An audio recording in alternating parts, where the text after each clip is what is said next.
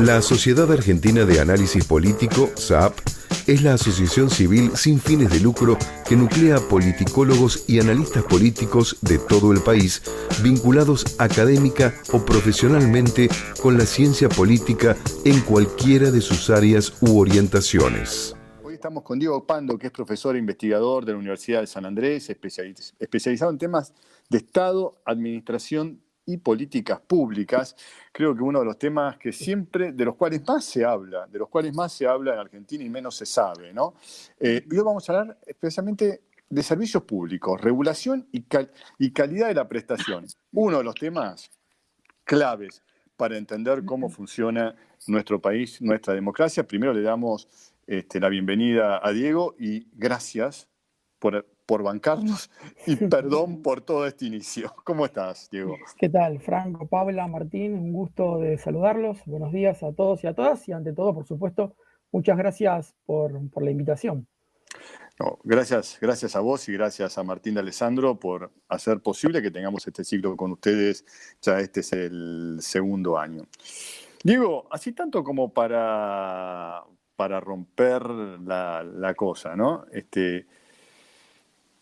La semana pasada nosotros sabíamos, claramente lo que nosotros estamos tratando con ustedes es de entender un poquito más cómo funciona nuestro país, cómo funciona nuestro Estado, nuestra democracia, y algo que dejó dando vueltas esta pandemia es, de alguna manera, es ver cuáles eran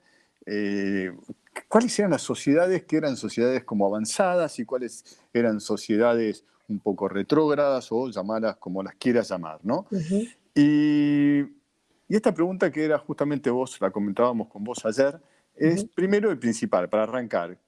¿Cuáles son las características que tienen las sociedades avanzadas? ¿Y qué son las sociedades avanzadas? Sí, ahí, Franco, permitime, antes de comenzar, reconocer la importancia de este espacio de cooperación entre Geografías Inestables y la Sociedad Argentina de Análisis Político, en particular a su presidente Martín de Alessandro, que es un colega, un amigo y un compañero de trabajo. Me parece que es un espacio muy importante orientado a conocer más y mejor al Estado y que a nosotros nos permite difundir nuestro trabajo. Como yo siempre digo, no es fácil tender puentes y menos transitar esos puentes, o este puente en particular, el puente de la divulgación, pero es fundamental para tratar al menos de aportar un granito de arena para entender lo que nos pasa. Por lo tanto, permitime entonces comenzar con este reconocimiento a ustedes y el agradecimiento por la invitación y fundamentalmente también a mi amigo, compañero y colega Martín de Alessandro. En relación a la pregunta, yo había escuchado el programa del miércoles pasado, muy interesante, sobre el tema de la burocracia con Juan Pablo, y al final había quedado boyando esa pregunta. Esas sociedades desarrolladas, que las podemos ubicar, por supuesto, Estados Unidos, Canadá, o también todo el mundo europeo en general, tienen una característica que a mí me parece muy importante y que está vinculado obviamente con nuestro tema, que es la importancia que tiene el Estado para el desarrollo de esas sociedades. Si uno ve la experiencia europea en particular, detrás de todas esas sociedades avanzadas o desarrolladas, hay un Estado fuerte. Y acá quiero ser claro, un Estado fuerte no está necesariamente vinculado con el tamaño del Estado. El Estado puede ser grande y puede ser fuerte, pero el Estado puede ser grande y puede ser débil. Son dos cuestiones distintas. Una cuestión es el tamaño y otra cuestión es la capacidad, la fortaleza de ese Estado. Si uno ve la experiencia, insisto, de las sociedades europeas, independientemente del tamaño, todas tienen detrás un Estado fuerte. No es lo mismo el peso del Estado, por ejemplo, en Gran Bretaña, en donde hay un peso más fuerte del mercado que del Estado, que más bien orienta y regula. No es lo mismo el peso en Gran Bretaña que el peso que tiene el Estado en Finlandia, por ejemplo, o en los países escandinavos, donde hay una fuerte presencia del Estado en la producción de bienes y servicios públicos, salud, seguridad, educación, etc. Pero independientemente del tamaño, más chico en Gran Bretaña, más grande en Finlandia y el resto de los países escandinavos, Dinamarca, Noruega y Suecia, Esas sociedades se caracterizan por tener un estado fuerte, un Estado que tiene capacidad para resolver los problemas que tiene una sociedad en un momento determinado. Y eso me parece que es una característica central de estas sociedades. ¿Cuál es la línea que separa el Estado, llamémoslo grande, gordo, fofo, con el Estado fuerte e enérgico? Ahí, tenés diferentes indicadores, inclusive, para comparar el tamaño del Estado. De vuelta, me gustaría separar lo que es la fuerza de lo que es la gordura. ¿Sí? Hay algunos indicadores que son importantes o que son interesantes. Argentina, por ejemplo, en relación al tamaño del Estado, tiene algo así como 79 empleados públicos cada 1000 habitantes. Uno podría decir es mucho o es poco, y ahí es cuando tenemos que recurrir a la comparación. Francia tiene 91, ¿sí? 91 empleados públicos cada 1000 habitantes, y no es el que tiene mayor cantidad de empleados públicos, porque justamente los países escandinavos, que hacíamos referencia recién, tienen más todavía empleos públicos en relación a la cantidad de habitantes. Independientemente de eso, y vuelvo con este tema, claramente, más allá del tamaño, hay una cuestión de fortaleza, y claramente el Estado argentino, en sentido amplio, ¿sí? Tiene un largo camino por recorrer, independientemente del tamaño, que siempre está sujeto a una cuestión de debate, porque no es lo mismo el tamaño del Estado si gobierna una fuerza que se para del centro para la derecha, que si gobierna una fuerza que se para del centro para la izquierda. Independientemente de ese tamaño del Estado, hay una cuestión de capacidades, de fortalezas, y hay varios elementos que están detrás de las fortalezas y las capacidades, y si quieren después lo conversamos. Uno de ellos es la burocracia, el tema sobre el cual conversaron ustedes la semana pasada, y como decía recién, Argentina tiene un largo camino por recorrer para fortalecer ese Estado. Vos recién mencionabas que parte de la fortaleza del Estado tiene que ver con la capacidad que tiene para resolver problemas. Sí. En esta pandemia, a mí me toca llevar un poco todo lo teórico más a la realidad, sí, ¿no? sí. En esta pandemia, digamos, todos los estados estuvieron de alguna manera puestos a prueba, ¿no? Con este momento, exigidos. ¿Qué capacidad de reacción te parece que hasta ahora mostró el Estado argentino para morigerar los efectos de la pandemia? Y quiero preguntarte también si te parece que momentos como estos son buenos para replantearse políticas públicas, ¿no? Con el concepto de que quizás las crisis implican oportunidades. En este sentido, ¿se puede aplicar? Sí, claro. Voy a la primera de tus preguntas, y tal como vos decías, pocas veces en la historia el Estado, no solo en nuestro país, sino en todos los países del mundo, se vio tan exigido como en este momento. Y si bien, es un juego de final abierto, porque se sabe poco del virus, en donde nada está escrito y en donde todavía hay más interrogantes que certezas, y en donde la situación, obviamente, en particular en Argentina, es preocupante, sobre todo en la zona del AMBA, en donde si bien el aislamiento social preventivo y obligatorio, en términos comparados, está dando resultados relativamente positivos si uno lo compara con Chile, con Brasil, Estados Unidos u otros países europeos. El desafío es muy importante porque en particular en la zona del AMBA se siente la fatiga social cuando estamos llegando al pico de la curva de contagios. Eso es un tema que por lo menos a nosotros nos preocupa. En términos generales, yo soy de los que cree que así como la política funciona un poco mejor de lo que parece, el Estado en Argentina, que tiene enormes desafíos, tiene enormes problemas, el Estado en Argentina funciona un poco mejor de lo que parece, o al menos funciona un poco mejor de lo que la mayoría de la opinión pública considera, y viene respondiendo. Sí, el ingreso familiar de emergencia, que hoy alcanza a casi 9 millones de personas, que es insuficiente, pero es una señal de protección social importante. Los créditos a monotributistas a tasa cero, es otra señal importante.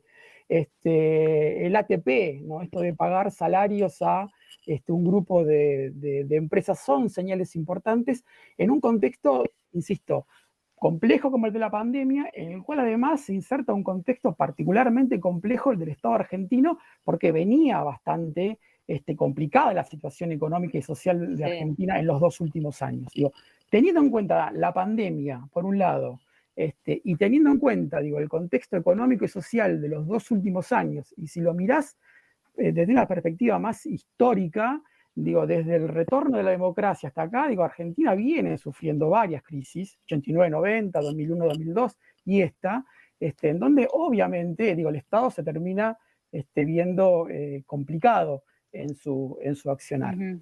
Y en relación a la segunda pregunta, sin dudas, coincido con vos, que más allá de que suele ser un lugar común, no deja de ser cierto que crisis es una oportunidad para revalorizar el rol del Estado, pero fundamentalmente para trabajar en esto de fortalecer las capacidades, en esto de construir un Estado fuerte, independientemente del tamaño, y ojalá sea un tema que se instale en la agenda pública y podamos avanzar en la construcción de ese Estado fuerte. Estamos con Diego Pando, profesor e investigador de la Universidad de San Andrés, especializado en temas de Estado, administración y políticas públicas. Y acá nuevamente con algo que habíamos hablado con vos ayer y que me parece que vale la pena para meternos con los entes reguladores de servicios públicos. ¿Cuán complejo es el Estado argentino? Porque uno habla de Estado y la verdad, primero tenemos la opinión de que nuestro Estado, como vos decías, es un Estado que falla, es un Estado como fofo. Vos acabás de dar una definición distinta a esa, decís, mira, no es lo que parece. Pero ¿cuán complejo es nuestro Estado? El Estado es muy complejo, sobre todo el Estado argentino, el Estado brasileño o el Estado mexicano, que son estados federales. Generalmente, y esto es un tiro en el pie que me pego como profesor y como investigador, generalmente nosotros cuando hablamos del Estado, digo, no solo la opinión pública, también nosotros, solemos pensar en el Estado nacional, ¿sí? Sin embargo, digo, gran parte de la producción de bienes y servicios públicos no se da en las instancias nacionales de gobierno, sino que se da en las instancias subnacionales de gobierno, provincias y municipios. Las provincias, por ejemplo, tienen funciones centrales vinculadas a salud, educación y seguridad. Y los municipios ya no son los municipios de hace 20 años atrás de alumbrado, barrido y limpieza, sino que cada vez han ido incorporando en sus agendas nuevos temas vinculados, por ejemplo, a la preservación del espacio público, la cuestión ambiental, la promoción económica, atención primaria, seguridad preventiva. Digo, yo vivo en San Fernando, por ejemplo, digo, y el municipio destina mucho recurso para patrullas, postas policiales, combustible, de los patrulleros, etcétera, etcétera, no solo en San Fernando, digo, en toda la provincia de Buenos Aires y sobre todo en los partidos del conurbano. Funciones que antes los municipios no desempeñaban. Entonces, cuando hablamos de Estado, tenemos que contemplar la instancia nacional, que es una instancia también bastante heterogénea, ¿sí? Y dentro de toda esa heterogeneidad aparecen los entes públicos, los organismos reguladores de servicios públicos, pero además de esta mirada nacional está, insisto, digo, esta mirada provincial y esta mirada municipal. Y déjenme compartir un dato: de cada 100 empleados estatales en Argentina, 56 están en las provincias. ¿Sí? Esto por seguridad, salud y educación, que se lleva gran parte del empleo público en la provincia.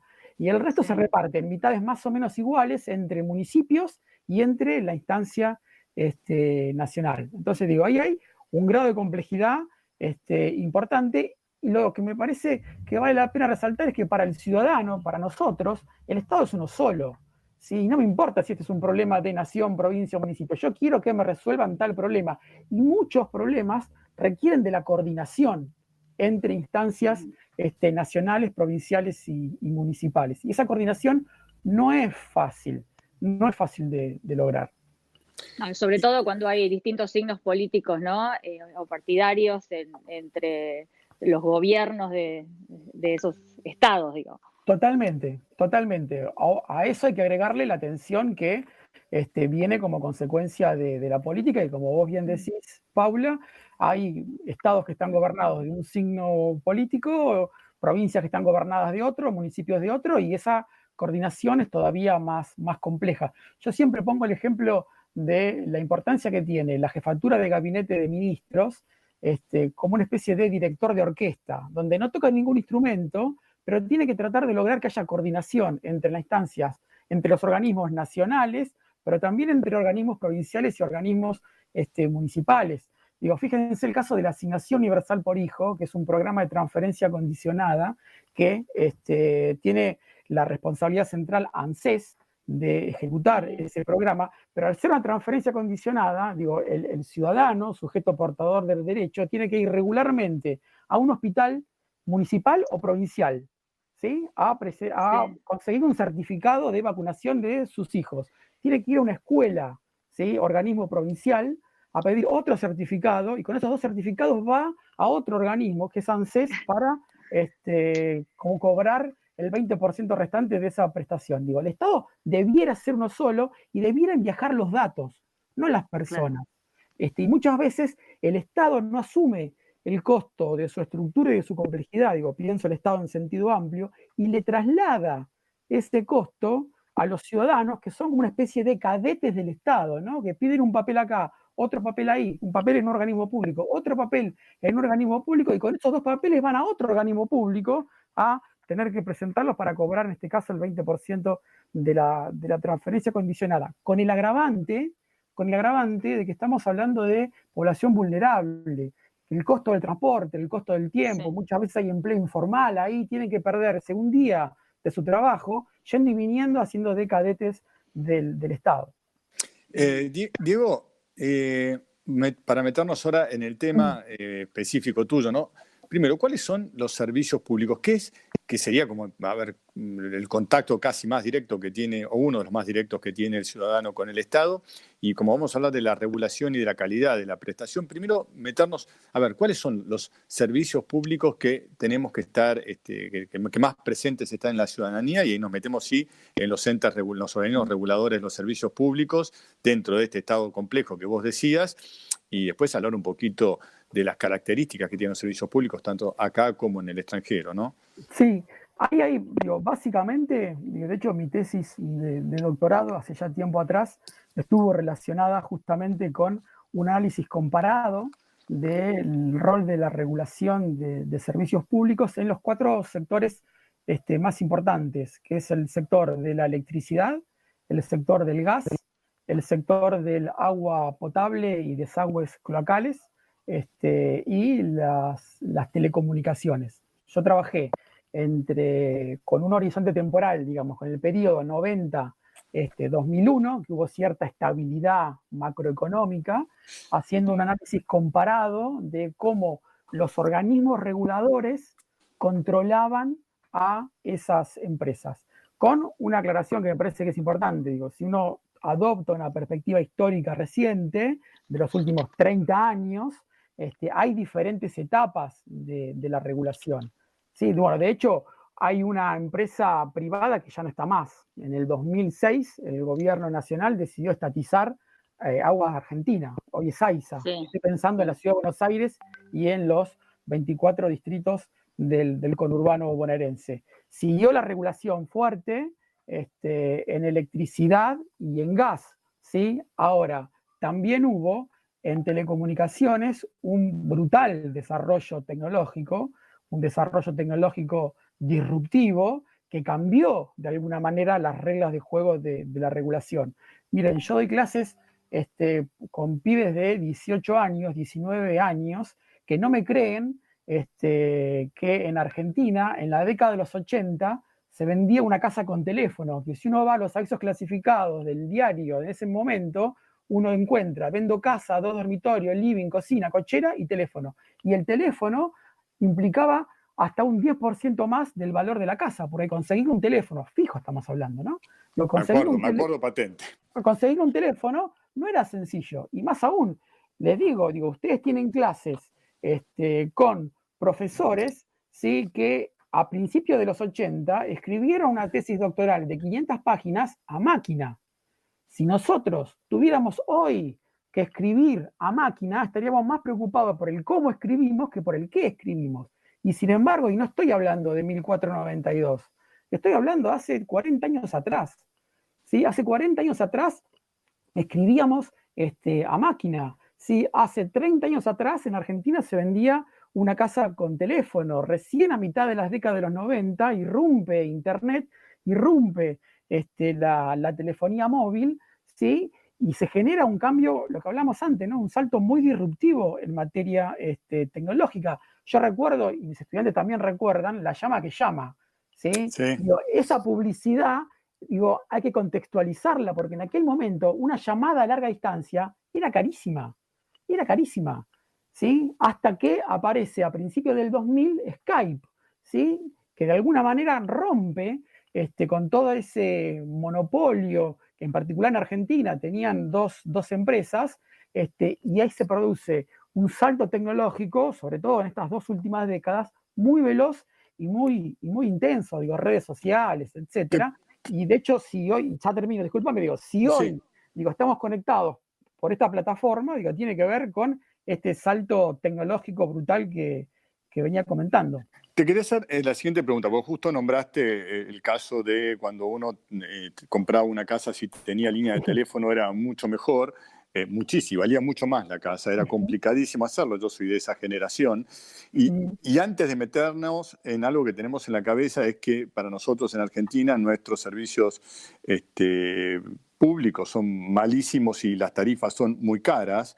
Ya sea, después queremos saber cómo son estos servicios, si son públicos, si son privados, si son mixtos. Pero a mí el que rompió ese esquema fue durante los 90 con las privatizaciones de Menem, Sí. ¿no? Que formó parte, o por lo menos lo tenemos en nuestra cabeza, como alguien que,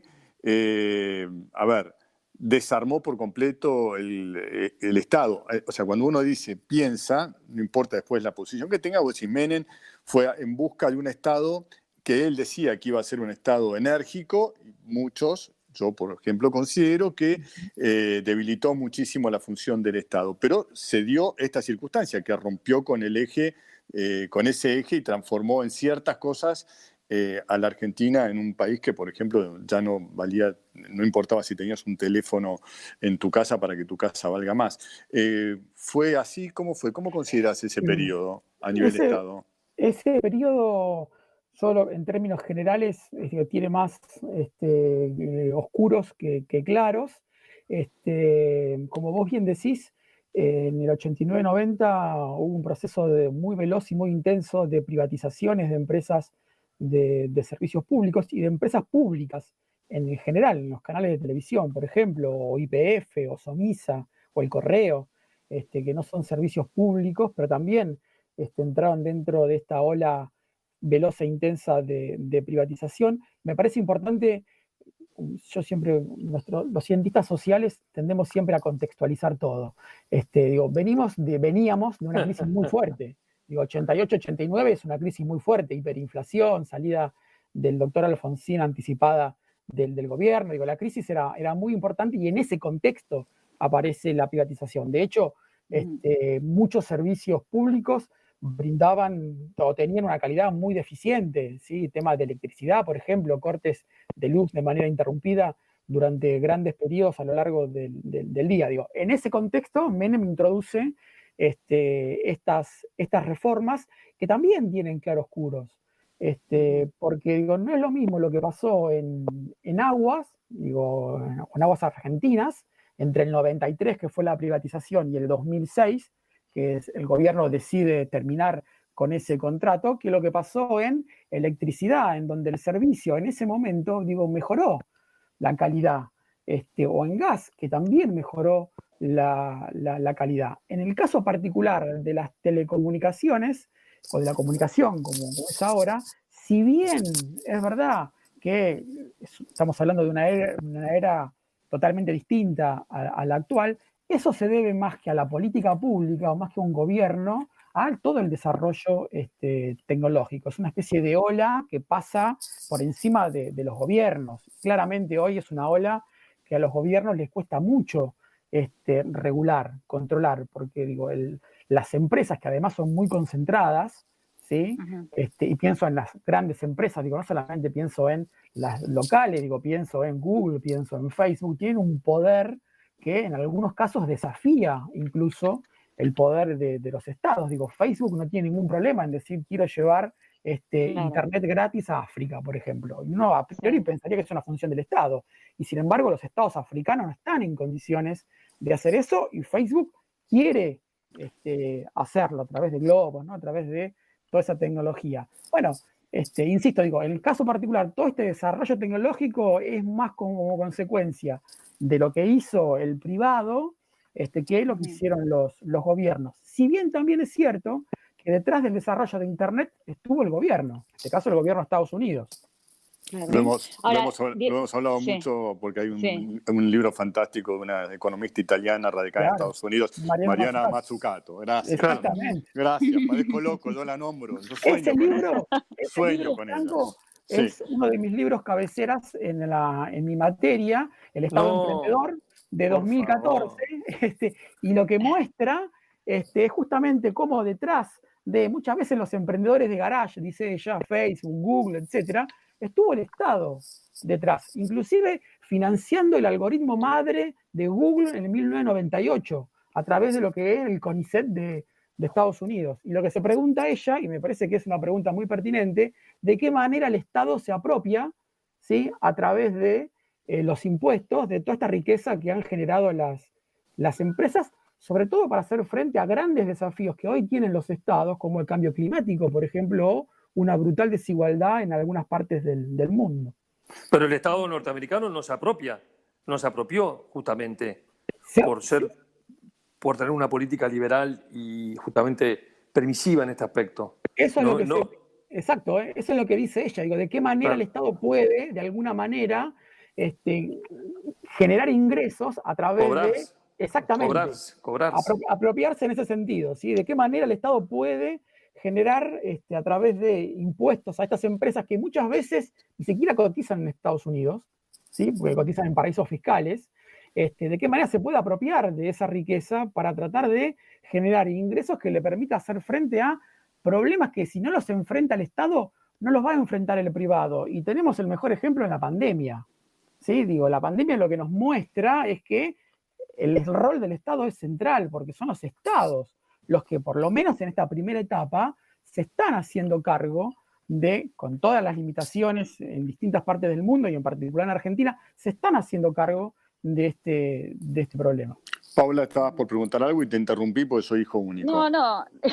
Quería preguntarte, Diego, Sí. si pensás que existe un modelo ideal, ¿no? Recién hablábamos de los distintos modelos que tuvimos acá en Argentina, en el mundo hay también millones de ejemplos, digo, de empresas privadas de servicio público, si tienen que ser estatales, si tienen que ser mixtas, y cómo lograr que si es una empresa pública no sea un puesto político, como muchas veces pasó y Sí. pasa en la Argentina, y si es una empresa privada, bueno, se vele por los intereses de los usuarios y los entes reguladores no se conviertan en cajas. Uh-huh.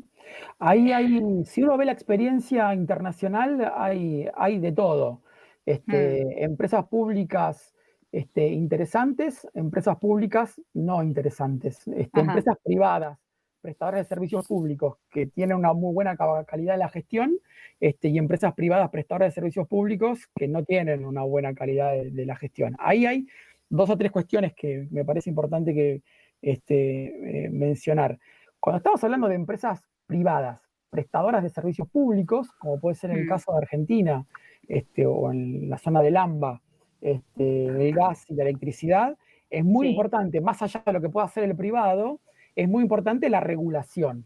Claro. ¿Sí? De qué manera los organismos reguladores, en el caso del gas, el Ente Nacional de Regulación del Gas, el ENARGAS, y el ENRE, el Ente Nacional de la Regulación de la Electricidad, en el caso de la distribución de la electricidad, de qué manera generan a través de incentivos, ¿sí?, que las empresas brinden un servicio de calidad en cuanto a aspectos técnicos y en cuanto a los aspectos comerciales. Entonces, cuando el servicio público lo presta una privada, es muy importante la regulación.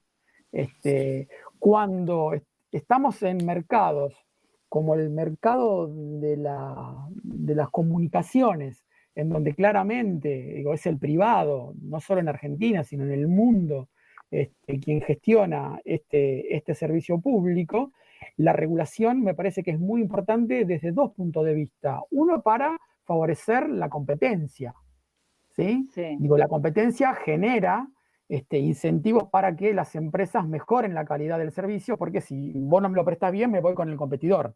Entonces, Sí. digo, generar condiciones para la competencia es muy importante. Acá en Argentina lo tenemos bastante matices en ese sentido, lamentablemente. Ujú. Por un lado, defensa de la competencia. Y por otro lado, en el tema de comunicaciones, el Estado tiene un rol muy importante, los organismos reguladores y el Estado en general tiene un rol muy importante en materia de lo que se conoce como inclusión digital. ¿Sí? De hecho, de la pandemia vamos a salir más desiguales. Independientemente del esfuerzo que pueda hacer el Estado, Sí. vamos a salir más desiguales. Y vamos a salir más desiguales en parte, ¿sí?, por la exclusión digital que hay en Argentina. Porque aquellos que, pensar en el colegio, ¿sí?, o en las escuelas, Sí, es un ejemplo clarísimo, sí. aquellos que tienen la posibilidad de conectarse, aquellos que tienen la posibilidad de acceder a una banda ancha de calidad, digo, van a estar en mejores condiciones que aquellos que ni siquiera acceden a la banda ancha y que quedan limitados a la radio o a la televisión o a los cuadernillos, que el Ministerio de Educación ha hecho un esfuerzo notable en esto que se denomina la multicanalidad, en el sentido de, bueno, digo, hay cuadernillos, hay radio, hay televisión y también está Internet para complementar todo, pero sabemos que vamos a salir más desiguales. Yo siempre digo que en el siglo XXI no hay ciudadanía plena si no hay inclusión digital. Y la pandemia, de alguna manera, lo que demuestra es esto, digo, la importancia del teletrabajo en general, pero en particular la importancia de la inclusión digital en materia de educación. Entonces, digo, yendo a la pregunta, para no irme por las ramas, Sí. Me parece que es muy importante, en el caso de comunicaciones, incentivar la competencia por un lado y por otro lado todo el tema de inclusión digital, porque ahí sí se puede competir. Nosotros no podemos elegir, en el caso de la electricidad o del gas, quién nos presta el servicio, Claro. porque son monopolios, ¿sí? Si a mí no me lo presta Edenor, me lo va a prestar Edesur. Yo no puedo elegir una u otra, depende de la zona donde viva. Entonces ahí es donde la regulación tiene que ser muy fuerte para controlar que el servicio técnico y el servicio comercial sea de calidad. De lo que estamos hablando con vos, Diego, estamos con Diego Pando, profesor e investigador de la Universidad de San Andrés, hablando sobre servicios públicos, regulación y calidad de la prestación. De lo que estamos hablando con vos y un poco surge que en Argentina habitualmente lo que tenemos es una discusión a nivel público, a nivel medios, sobre lo que serían las tarifas, ¿sí?, y la calidad del servicio. O a veces solamente que si las tarifas son muy caras y las posibilidades de pagarlas o no, pero pongámoslo en un contexto más grande, es tarifas y calidad de servicio, que también te quería preguntar cómo se puede medir ese equilibrio, pero de lo que surge la charla con vos es que acá quizás el tema central es cómo estén estructurados o cómo estén pensados los organismos de regulación que tienen estas empresas, que es casi más, no digo que sea más importante, porque las tarifas forman parte también de esto, pero estos organismos de regulación que tenemos van cambiando de acuerdo al gobierno, son entes que permanecen, ¿cómo es? Sí. ¿O de qué depende la calidad de ellos, por decirlo de alguna manera? Sí, ¿no? déjame ubicar usted está aquí, como digo siempre yo digo. La Administración Pública Nacional tiene organismos de la Administración Central, el Poder Ejecutivo, la Jefatura de Gabinete, ministerios, secretarías, subsecretarías, y después tiene otro tipo de clasificación, que son los organismos descentralizados. ANSES, por ejemplo, es un organismo descentralizado, pero también otros que conocemos, digo, como CONICET, Parques Nacionales, Biblioteca Nacional, el Malbrán, que tiene un rol muy importante en el marco de esta pandemia, y ahí están los organismos reguladores. Que sean organismos descentralizados implican que tienen personalidad jurídica propia y que tienen mayor autonomía, por lo menos formal, subrayo lo formal, para tomar decisiones. Y subrayo lo formal porque en particular, en el caso de los organismos reguladores, la autonomía es más formal que real, porque de hecho el ente regulador del gas y el ente regulador de la electricidad están intervenidos, pero no por esta gestión, digo, vienen intervenidos desde hace años, vienen intervenidos desde que saltó todo por el aire en el 2001-2002, cuando estalló la convertibilidad, el 1 a 1, digo, desde ahí lo que se observa en términos generales y a riesgo de generalizar es un debilitamiento de la función de la regulación. regulación que depende en buena medida del personal que forma parte de esos organismos.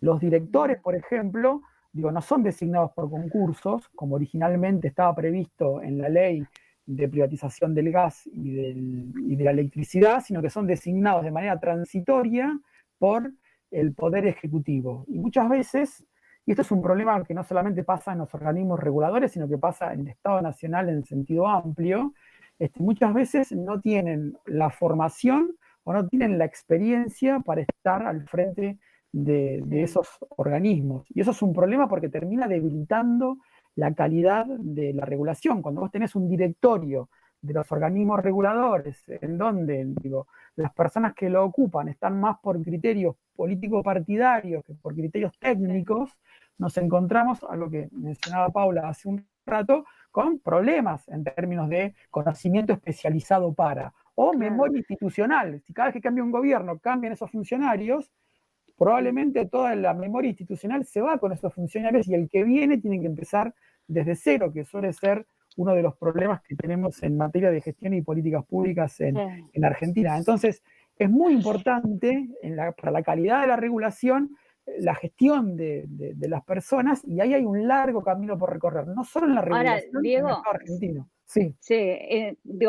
En este punto, ¿no? ¿Quién tiene que hacer un llamado de atención? Porque es una característica muy argentina esto de que cuestiones que deberían ser transitorias se enquistan y quedan para siempre, ¿no? Como esto de la intervención, y pasan hasta distintas gestiones de gobierno y sigue ahí esto intervenido y nadie le da una solución. Siempre lo urgente tapa lo importante en nuestro país y no nos ocupamos de cuestiones que son realmente muy importantes como esta. ¿Quién tiene que cambiar las cosas acá? ¿Quién decide, no? Bueno, al Estado lo gobierna la política, la clase política, porque por otro lado, no surge de un repollo, sino que surge en términos de cualquier sistema democrático, de elecciones libres, limpias y competitivas, y el nuestro lo es.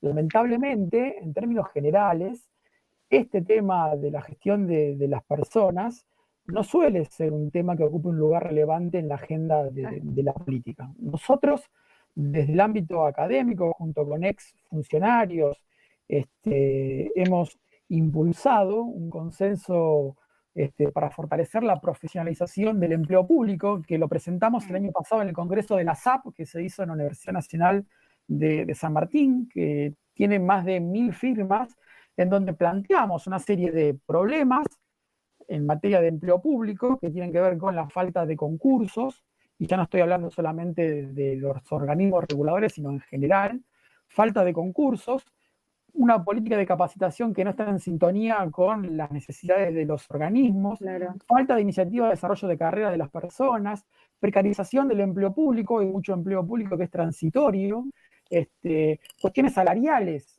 ¿sí? Salariales no solo en comparación con el mercado, porque si vos querés tener a los mejores en el sector público, la remuneración tiene que ser competitiva con el sector privado, pero no solamente competitiva con el sector privado, sino también tiene que ser competitiva al interior del propio sector público. Hoy, para que tengamos una idea, hay una enorme heterogeneidad de salarios en el sector público. Un funcionario promedio en la AFIP tiene un ingreso de 190.000 pesos. Sí, más que el presidente. Y un funcionario del CINEP, que es el Sistema Nacional de Empleo Público, salario promedio 56.000 pesos.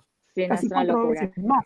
Hay mucha heterogeneidad también. Sí, lo que pasa es que ahí chocamos con la necesidad de bajar el gasto público, o sea, todo termina en una cuestión muchas veces económica, pero ¿qué tendría que haber, por ejemplo, más poder, un ombudsman, el defensor del pueblo, porque acá en definitiva estamos hablando de proteger los derechos de los usuarios, ¿no? ¿Cómo están representados los usuarios para que estos entes reguladores también tengan validez?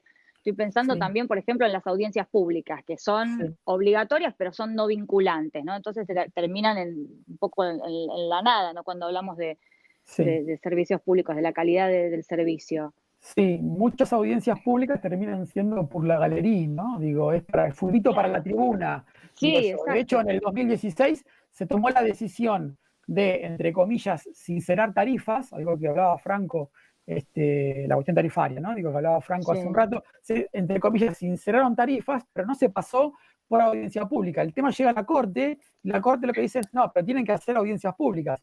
Y hubo audiencias públicas que fueron todas en general, digo, para la tribuna, porque ya estaba tomada la decisión y lo que hizo la audiencia pública fue escuchar a un grupo de organizaciones defensoras de los derechos de usuarios que criticaban, ¿sí? Pero la decisión fue exactamente la... No se cambió. No se cambió. Sí, estoy de acuerdo. Las audiencias, es verdad que no son vinculantes, pero yo que he sido muy militante de audiencias, sí, sirven para por lo menos hacer de que sirve para que la opinión pública se entere, para que por lo menos sepan qué está pasando, ¿no? Y que se enteren de una cantidad de irregularidades y de abusos y de todo tipo de descontrol. Claro, pero ¿no? que hay, quizás deberían tener otro poder entonces, ¿no? Para eso están las elecciones también, ¿no? Para eso están la elección de gobernantes, para eso también está los controles, me parece a mí que sirven, sí, es de acuerdo, pero la oposición, las oposiciones o los parlamentos están para eso, ¿no? En Argentina hay una descentralización existente. Por ejemplo, cuando se cambió las normas de vivienda que fueron tan cuestionadas y que ahí participamos todos en Buenos Aires, fueron influyentes en la decisión, ¿o no? A ver, ¿ustedes qué opinan? ¿Fueron influyentes o no? Sí, ahí me parece, digo, en relación primero a lo que planteabas, coincido con el tema de la importancia de la audiencia pública y coincido con la importancia de darle espacio de participación a las organizaciones defensoras de los derechos de los usuarios. Creo que le dan visibilidad al tema y hace que, si bien la decisión del organismo regulador del gobierno puede estar tomada, digo, por lo menos paguen un costo en caso de que sea en contra de los derechos de los usuarios. Eso me parece que es un tema importante. Creo en las audiencias públicas, creo en la participación de las organizaciones defensoras de los usuarios. La facultad está en las agencias reguladoras, que insisto, digo, tienen un largo camino por recorrer para fortalecer sus propias capacidades. Digo, eso por un lado, y por otro lado, la descentralización para mí es importante si tenemos en claro qué descentralizar, pero también qué tener centralizado. Digo, en materia de educación o de salud, por ejemplo, en la década de los 90 hubo un proceso de descentralización muy importante de escuelas y de hospitales a las provincias que, al no tener un director de orquesta muy fuerte, como puede ser el Ministerio de Educación Nacional o el Ministerio de Salud Nacional, lo que terminó haciendo la descentralización fue reforzar las inequidades. Entonces vos tenés un sistema educativo relativamente bueno en la ciudad de Buenos Aires, pero tenés algunas provincias en donde el sistema educativo deja mucho que desear. Y lo mismo en materia de salud. Totalmente de acuerdo. Tú hablabas recién de los sueldos de los empleados públicos, de los funcionarios, digamos, que pagamos todos, ¿no? Sí. ¿Existe una inamovilidad del empleado público, que es también un factor importante, ¿no? Por ejemplo, en este momento de pandemia, a ver, que hay tantos problemas en Argentina con los privados que no tienen un seguro de paro, como en Argentina no hay un seguro, una asistencia digamos, de seguridad social con respecto al paro, como hay en Francia, en Uruguay y en muchos otros países. ¿Siguen cobrando los sueldos los empleados en Argentina? Aunque no vayan, aunque no asistan. Siguen cobrando los sueldos, siguen trabajando. El otro día se conoció un informe de la Secretaría de Gestión y Empleo Público, que es el organismo regulador de esta cuestión de empleo público, el organismo rector de empleo público, en donde demostraba que el 75% de los trabajadores estatales están trabajando vía remota. Y teletrabajo. Sí, el famoso teletrabajo o trabajo a distancia, que el Congreso acaba de empezar a regular, pero están trabajando. 3 de cada 4 está trabajando desde su casa y hay algunos que van a las oficinas y algunos que alternan, ¿no? Teletrabajo con idas a la oficina. El Estado en general está funcionando. Y en relación al tema de la estabilidad está garantizada por la Constitución Nacional, digo, eso es un dato de la realidad, pero también es cierto que en los últimos 30 años ha ido avanzando una forma de contratación vía empleo transitorio o empleo por locación de servicios, lo que nosotros denominamos el monotributo, que hace que hoy tengamos 1/3 de los empleos públicos en una situación que no es de estabilidad. Contratados. Esos son los contratados, famosos contratados. Exactamente, los contratados, planta transitoria o por monotributo, digo, tenemos más de un tercio de los empleados públicos en esa situación. Te quiero hacer, no sé si vos, Pablo, querías hacer una pregunta. No, dale, Te Franco. interrumpí.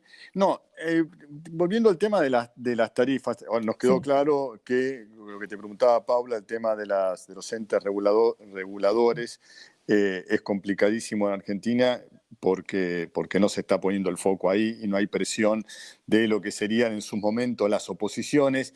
Siempre en la Argentina tenés esa sensación, esa especie de tufillo que los gobiernos cuando llegan con una idea y después cuando ven ciertos lugares de poder no los quieren cambiar porque los quieren utilizar para su propia conveniencia, que a veces, no sé si este es el caso, pero también por eso pareciera ser que les quedó a todos cómodos la intervención, que viene, como vos decís, desde el 2001, pero yendo a otro lugar, ¿no? Yendo a otro lugar, te quiero hacer esta pregunta, porque cuando vino el gobierno de Macri, enseguida saltó el tema de las tarifas, y la pregunta es, las tarifas, para tener un buen servicio, ¿las tarifas necesariamente tienen que tener tarifas altas y caras a nivel internacional? ¿O hay una cantidad de huecos en el medio que podrían, que tienen que ver con falencias, una de ellas de los entes reguladores, que podrían hacer que tengamos buenos servicios con tarifas más bajas? ¿O nuestras tarifas son bajas? No sé. Sí, no, es una muy buena pregunta. El esquema tarifario, digo, tiene que estar en sintonía con el poder adquisitivo de la población, digo, en primer lugar.